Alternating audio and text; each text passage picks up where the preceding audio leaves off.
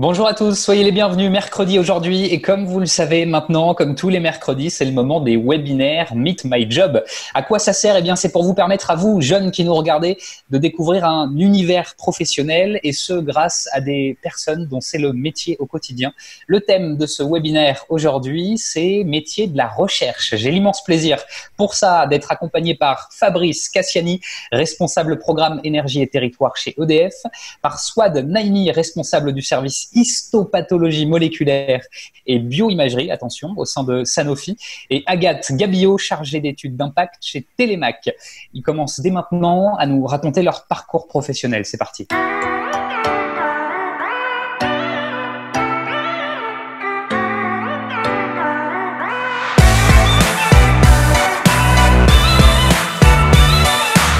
Je vous propose qu'on passe peut-être davantage sur le parcours professionnel que vous avez suivi pour arriver jusque là où vous êtes aujourd'hui. Et j'en profite pour vous poser une deuxième question qui en découle, à laquelle vous allez pouvoir répondre. Le parcours professionnel d'une part, et finalement, quel a été le déclic qui vous a mené jusqu'au métier que vous faites aujourd'hui? Swad, je te laisse la parole et je te propose qu'on commence à traiter cette question ensemble. Je te laisse allumer ton micro. Ouais, super. Oui, bien sûr. Alors mon parcours, il est universitaire, donc et pas du tout médecine. Donc j'ai obtenu une maîtrise en biologie animale.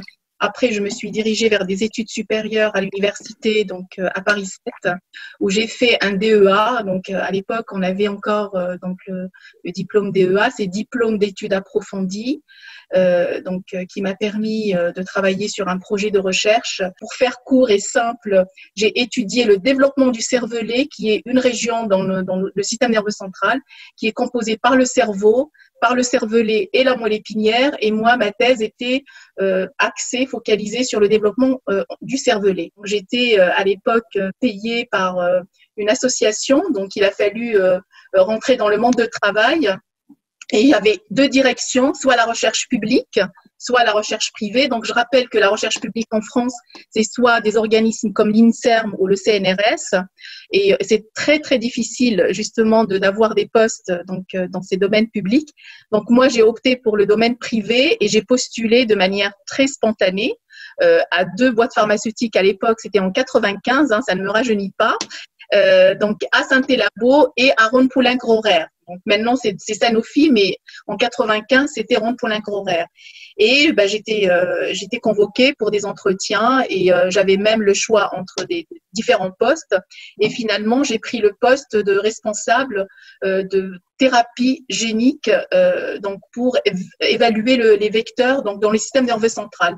J'ai commencé avec une toute petite équipe de 3 techniciennes qui faisaient le travail au laboratoire. Donc et puis après, au bout de 5 ans, donc l'équipe a grandi et j'ai mis en place la plateforme d'histopathologie moléculaire qui n'existait pas au sein de Sanofi.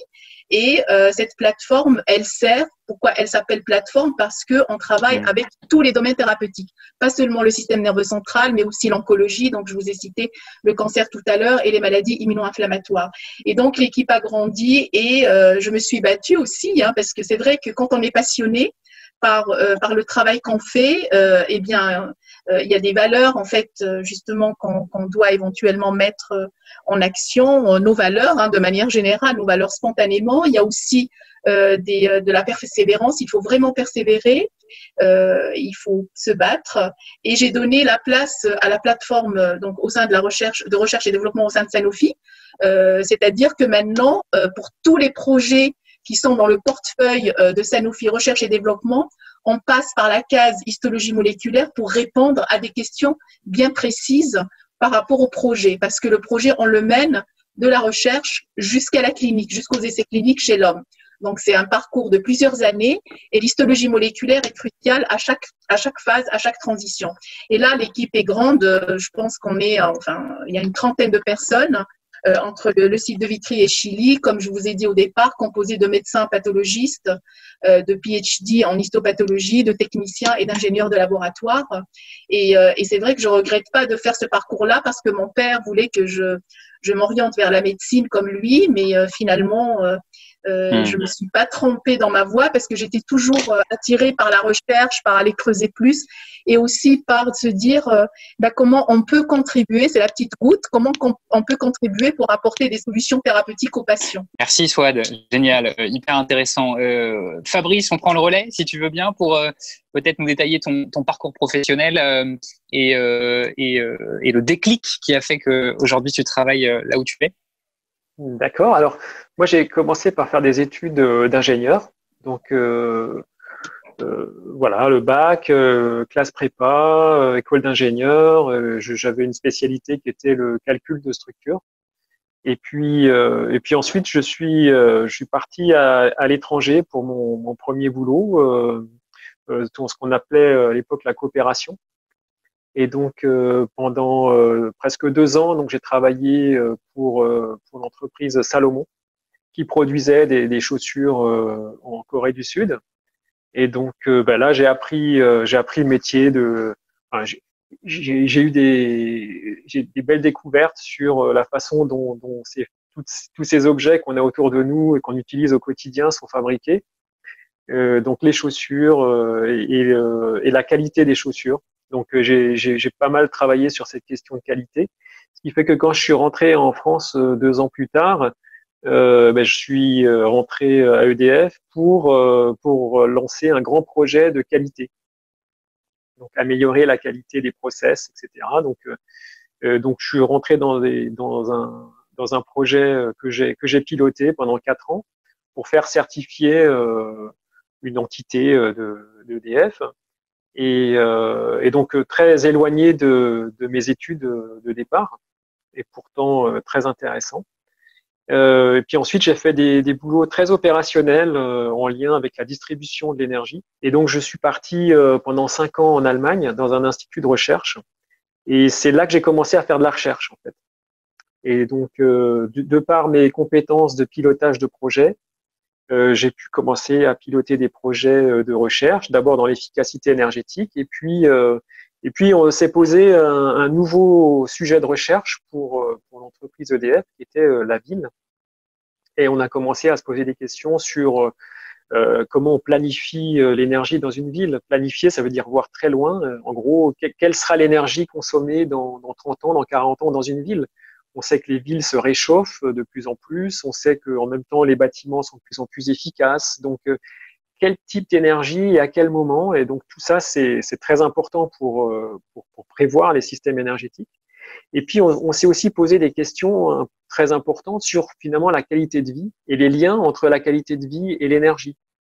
On voit que, par exemple, quand on utilise des véhicules électriques, eh bien, on préserve la qualité de l'air. Donc, on a un impact fort sur la santé et sur la qualité de vie.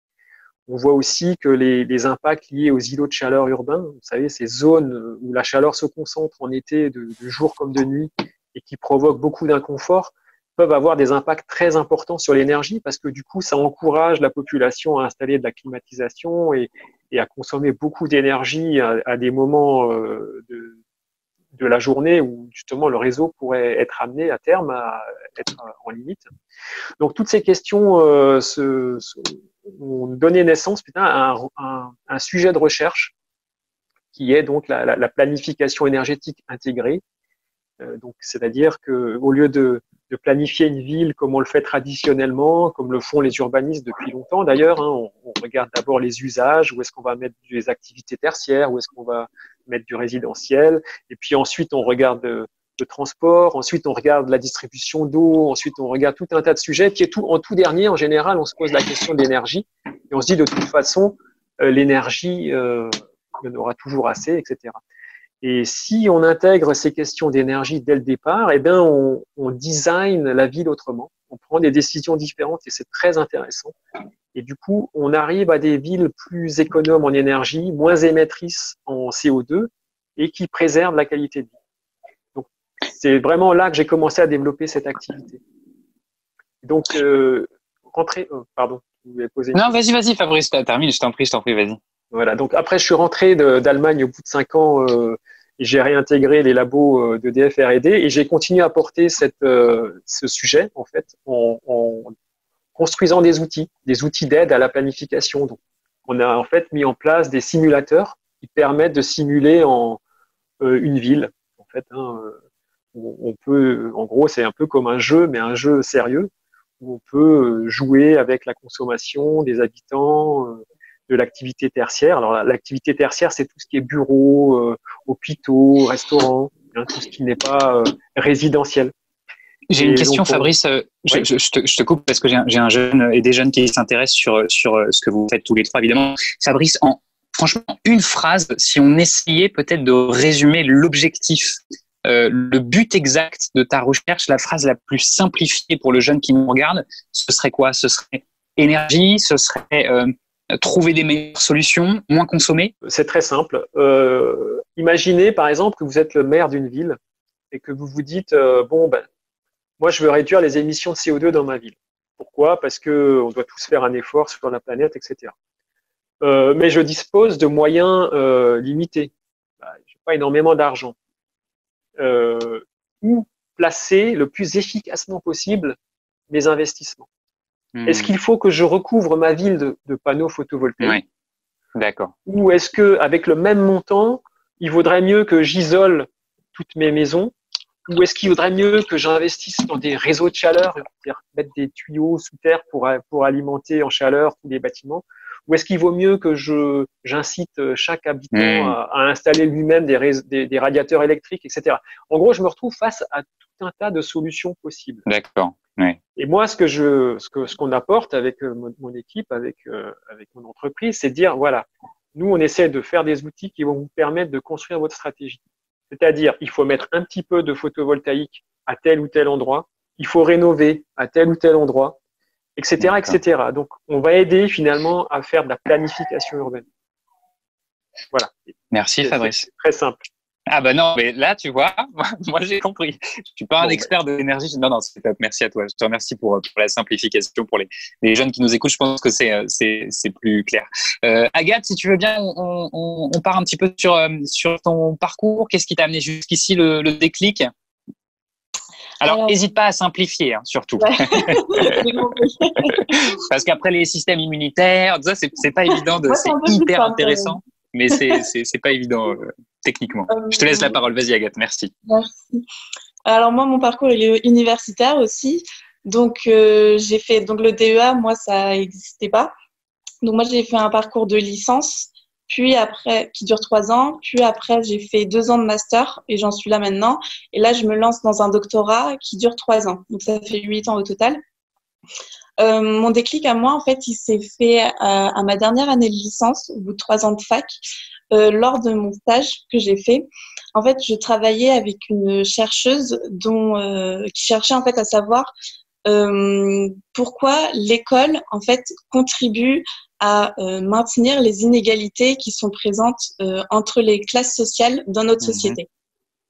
Et en fait, j'ai tout de suite en fait adoré cette thématique parce que je me suis rendu compte que moi je voulais travailler en fait sur un sujet qui a des forts enjeux sociétaux aujourd'hui. Je voulais aussi avoir le sentiment de contribuer à la cause et de pouvoir diminuer les inégalités sociales, bien que ça soit à mon échelle qui est toute petite. Mais voilà, je voulais avoir ce sentiment-là dans mon travail. Et donc c'est pour ça que je me suis orientée dans la recherche. Et ce que j'aime dans la recherche, en fait, c'est que c'est un domaine en fait qui évolue tout le temps, car on découvre constamment de nouvelles choses, que ce soit par nous-mêmes ou grâce à l'aide d'autres chercheurs.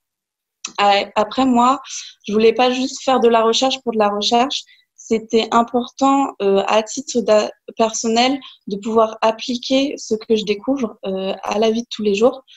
Donc, c'est pour ça qu'en fait, je me suis dirigée vers le métier de chargée d'études parce que c'est exactement ce qu'on fait. En fait, le métier de chargée d'études, il me permet de faire de la recherche et en même temps de voir que cette recherche, elle a un impact direct et concret en fait dans notre vie de tous les jours. Donc voilà, c'est pour ça que c'est très important pour moi. Et du coup, si je devais résumer en une phrase ce que je fais, donc ça peut paraître un peu ambitieux, mais je dirais que c'est sur mathématiques, c'est identifier pourquoi en fait il y a des inégalités sociales dans notre société et également identifier comment on peut faire pour les diminuer autant qu'on peut. Voilà. Et Agathe, qui accède ensuite à ces études-là? C'est-à-dire que j'imagine que en trouvant des solutions et en faisant ces études, tu permets à des sociétés, des mairies, n'importe quoi, de peut-être trouver une voie de développement pour aller dans le sens de leur recherche. Ils en font quoi? Ils mettent en pratique souvent ce que tu fais, ils le mettent de côté et ça, c'est dans leur tête pour plus tard.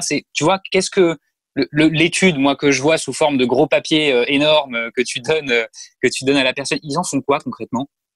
Ah bah ils en font quelque chose parce qu'en fait le chargé d'études il est ce qu'on appelle missionné par une structure, donc c'est la structure qui fait appel au chargé d'études, donc elle le rémunère aussi, donc elle a plutôt intérêt à pas faire quelque chose des résultats qui sont apportés. Donc moi par exemple dans le cadre de Télémac, je vais mener une étude et je vais essayer de trouver quel impact a l'association en fait concrètement sur les jeunes, comment elle les aide, etc. Et après, je vais pouvoir leur proposer, grâce au protocole expérimental dont j'ai expliqué tout à l'heure, je vais pouvoir proposer à l'association des alternatives pour améliorer leur impact sur les jeunes, voir ce qu'il faut changer, voir ce qu'il faut renouveler, etc. Ça, grâce au retour en fait des personnes que j'aurais interrogées, donc des principaux acteurs de l'association. Merci Agathe, merci beaucoup. Je vous propose qu'on s'intéresse, si vous le voulez bien, aux qualités requises pour faire vos métiers, aux jeunes qui s'intéresseraient au métier que vous faites et qui voudraient le faire à leur tour. On a compris quel était votre parcours, quelle était, je dirais, la voie pour y accéder. Est-ce qu'il y a des qualités requises? Soit, je veux bien qu'on commence par toi, si tu veux bien, pour exercer le métier que tu fais. J'imagine quand même un attrait pour la biologie, pour le médical, évidemment, cet univers-là, mais peut-être que tu as sans doute d'autres clés. Les qualités qu'on doit avoir, c'est aimer justement travailler avec les équipes et je crois qu'il y a des valeurs humaines qui sont, je pense, propres à chacun et à chacune.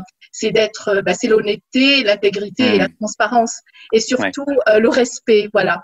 Je pense que c'est des valeurs de base et c'est des valeurs, moi, que j'utilise dans ma vie professionnelle de tous les jours.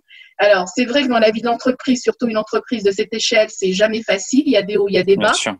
Mais on se focalise sur le positif, c'est-à-dire le projet quand il avance, et puis interagir avec des personnes constructives dans le but ultime, globalement, c'est d'apporter des solutions thérapeutiques aux patients. Donc, c'était juste pour résumer les objectifs de chacun et de chacune, en tout cas dans la recherche pharmaceutique et dans mon métier à moi, c'est de mettre le doigt sur ce qui ne va pas, donc au niveau pathologique, pour orienter vers les futurs médicaments et les solutions thérapeutiques pour les patients. Voilà. Tu peux nous rappeler, soit en un mot, combien d'années d'études au total tu as fait pour exercer ce métier? C'est une question de Selena sur le chat. Alors, combien d'années d'études? Donc, 4 ans de maîtrise, 2 ans de DEA, 4 ans, à peu près 12 ans, quoi. 12 ans, mais pendant 10 ans, c'était vraiment en tant qu'étudiante jusqu'à ma thèse. Et quand j'ai fait un postdoctorat, c'est comme si on travaille, quoi. Donc, c'est le début de la vie professionnelle en postdoctorat. Donc, on va dire 10 ans d'études, 2 ans de postdoctorat avant de rejoindre Rond Poulenc, qui est maintenant Sanofi. Mais c'est toujours avec passion. C'était pas une corvée, c'était vraiment de la passion. Voilà. Je pense qu'il en faut pour exercer ce métier. Fabrice, toi, combien d'années d'études au total tu as fait? Rappelle-moi juste en un mot pour exercer le métier que tu fais aujourd'hui. 5 ans après le bac. Ok, super. C'est une question. C'est pas énorme par rapport au monde académique et au monde scientifique. Hein. Je le dis souvent, moi, je travaille souvent avec des personnes qui sont beaucoup plus diplômées que moi. Et quelles sont les compétences, si tu pouvais donner, je dirais, une clé à un jeune qui nous écoute, les compétences, les qualités, alors c'est pas évident de stéréotyper évidemment, mais peut-être des clés, un chemin pour faire le métier que tu fais là. Disons que pour démarrer, il faut d'abord un certain niveau scientifique d'études. Hein. On l'a dit, je pense qu'un bac plus 5, c'est un minimum. Donc, il faut avoir ça. Ensuite, il faut de la rigueur scientifique, de l'honnêteté intellectuelle, comme l'a dit Swad. On fait des travaux qui vont servir derrière à prendre des décisions peut-être dans plusieurs années. Donc, il faut être très honnête avec soi-même, avec ses résultats et avec ses pairs. Voilà, on parle des fois de résultats scientifiques maquillés ou de choses comme ça. C'est vraiment des choses à éviter à tout prix. Je veux dire, quand on ne sait pas, il n'y a pas de honte. Je veux dire, Bien sûr. on est à la pointe, donc on se retrouve tous les jours dans des impasses et dans des difficultés. Il faut savoir l'admettre. C'est justement la force de l'approche scientifique par rapport à d'autres approches. Ensuite, je pense que le mythe du chercheur qui travaille dans son coin est définitivement mort. Hein, et ça, il faut bien s'en rendre compte. On ne travaille plus tout seul. Peut-être qu'on n'a jamais travaillé tout seul d'ailleurs. Hein, ça a toujours été une image. Donc aujourd'hui, une qualité très importante, c'est l'ouverture et le relationnel. Il faut être capable de partager ses travaux. Il faut être capable d'apprendre des autres. Il faut de la curiosité et de l'humilité. Hein, il faut être humble. On ne sait jamais tout sur un sujet et on peut toujours apprendre des autres. Donc ça, c'est le deuxième point important. Et puis après, je pense que de nature, hein, il faut être capable de se projeter à long terme. On travaille toujours pour des objectifs qui vont se situer dans le temps long par essence. Hein, sinon, c'est plus de la recherche. Et donc, il faut avoir cette capacité, cette patience parfois, hein, à ne pas attendre des résultats pour tout de suite, mais à se dire, voilà, là, je suis parti sur une question qui va me porter très loin. Et donc, il faut de la vision. Merci Fabrice. Agathe, toi, pareil, hein, en 2 mots, tu peux nous dire combien d'années d'études déjà tu as faites, comme ça on répond de manière globale à la question qui a été posée. Moi, j'en suis à 5 ans d'études pour le niveau master et là, comme je suis en train d'entamer un doctorat, j'en ai encore pour 3 ans. Est-ce que tu peux nous donner les compétences, les qualités requises pour faire le métier que tu fais? Je dirais la principale, c'est l'autonomie. Donc, comme on disait, en fait, c'est pas de travailler tout seul. Bien sûr, on ne travaille pas tout seul, mais on travaille sans qu'il y ait quelqu'un derrière nous avec un fouet en nous disant il faut que tu rentres ça demain, etc. Il faut vraiment savoir travailler par soi-même et qu'on soit son propre moteur, en fait. Et après, je dirais aussi une des qualités principales du chercheur, c'est d'être curieux, en fait. Si on n'est plus motivé, si on n'est plus passionné par sa thématique, on n'avance plus. Donc, il faut garder cette curiosité, savoir vraiment ce qui nous passionne, qu'est-ce qui est notre moteur pour venir au travail le matin et qu'est-ce qu'on a envie de découvrir, en fait. Et est-ce que le métier que tu exerces est un secteur d'activité ou un métier dans lequel il y a du recrutement ou est-ce que l'insertion professionnelle est difficile?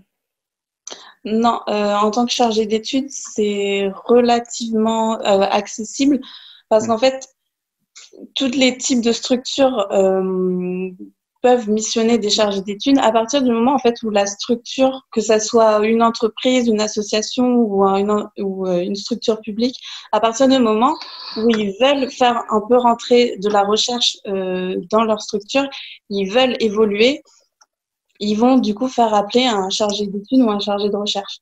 Donc à partir de là, on peut être sûr qu'on trouvera du travail puisque tout le monde a envie d'évoluer, tout le monde a envie de s'améliorer. Okay. J'ai une autre question pour Swad. Madame Naïmi, s'il vous plaît, peut-elle aller exercer son même métier dans un autre pays sans rencontrer de problème? Son parcours d'études est-il valable dans un autre pays? C'est vrai que c'est une très bonne question. Aujourd'hui, tu exerces en France. Demain, Absolument. Tu veux aller en Italie ou hors Europe. On est bon. Oui, c'est une très bonne question. Je peux exercer n'importe où, d'ailleurs, même au sein de Sanofi. J'ai la possibilité et puis j'ai eu des opportunités pour aller donc aux États-Unis parce que comme Sanofi, c'est international, on a la recherche et développement en Europe, la France, l'Allemagne et aux États-Unis et puis en Asie. Et ça, c'est vrai que j'avais beaucoup d'opportunités, mais pour des raisons personnelles, bien sûr, je reste en France. J'avais même l'opportunité d'aller dans d'autres labos pharmaceutiques. Vous savez, quand on a un profil LinkedIn ou voilà, il y a des chasseurs de tête qui nous contactent pour nous proposer des postes. Donc, c'est un autre labo pharmaceutique qui s'appelle Novartis en Suisse. Et le métier que j'exerce, c'est l'histopathologie moléculaire. Donc, juste pour attirer l'attention de tout le monde, c'est que l'anapath, l'histopathologie, c'est une expertise qui s'acquiert avec le temps et avec l'expérience, comme d'autres métiers, comme certains d'autres métiers. Donc, ce sont des expertises qui sont très rares et qui sont très demandées. Et moi, par exemple, au jour d'aujourd'hui, concrètement, j'ai 2 postes de médecins anapathes qui sont ouverts et j'ai vraiment beaucoup de difficultés à les recruter parce qu'ils sont rares. Et c'est quoi, Swad, Pardon, médecin anapathe, c'est quoi? Alors, médecin anatomopathologiste, donc c'est un parcours de médecin et qui se spécialise en anatomopathologie. C'est de aller faire le diagnostic des maladies. Par exemple, en oncologie, pour aller voir dans une biopsie, est-ce que c'est malin, est-ce que c'est bénin, est-ce que c'est une tumeur, à quel stade, etc. Et en général, ils exercent dans les hôpitaux ou dans les laboratoires d'anapathes libéraux. Et donc, très rare voir des anapathes qui rejoignent la recherche pharmaceutique. Donc, juste pour dire que c'est une expertise qui reste quand même très rare et qui est très demandée. Et pour répondre à la question donc de départ, oui, on peut exercer n'importe où dans le monde. Il n'y a aucun souci, aucun problème. Merci Swad. Fabrice, Agathe, Swad, tous les trois, merci infiniment d'avoir été avec nous pendant cette heure de webinaire. Je vous propose un tout dernier tour de table avec le mot de la fin, un petit conseil en 10, 20, 30 secondes pour nos jeunes qui nous regardent.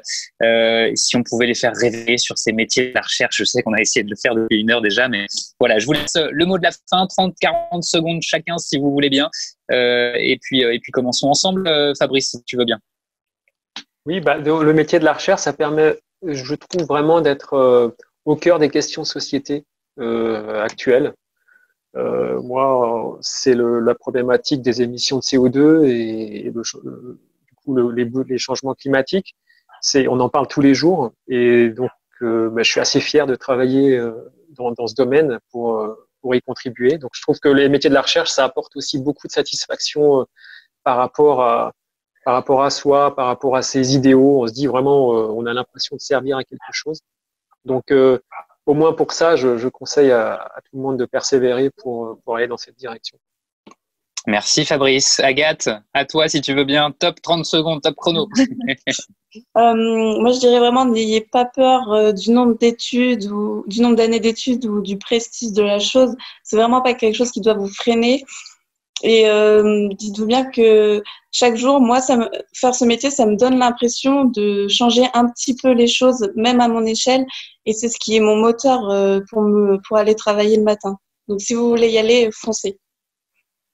Génial. Swad, à ton tour, et tu termines cette table ronde en 30 secondes. Top chrono, un conseil. Oui, alors en 30 secondes, il faut aimer ce qu'on fait et il faut être passionné. Donc la recherche, ça ouvre énormément de portes, énormément d'opportunités parce que vous avez la chance et la possibilité d'être créatif, d'apporter de la créativité et de l'innovation et surtout les interactions et les collaborations, comme ça a été mentionné tout à l'heure.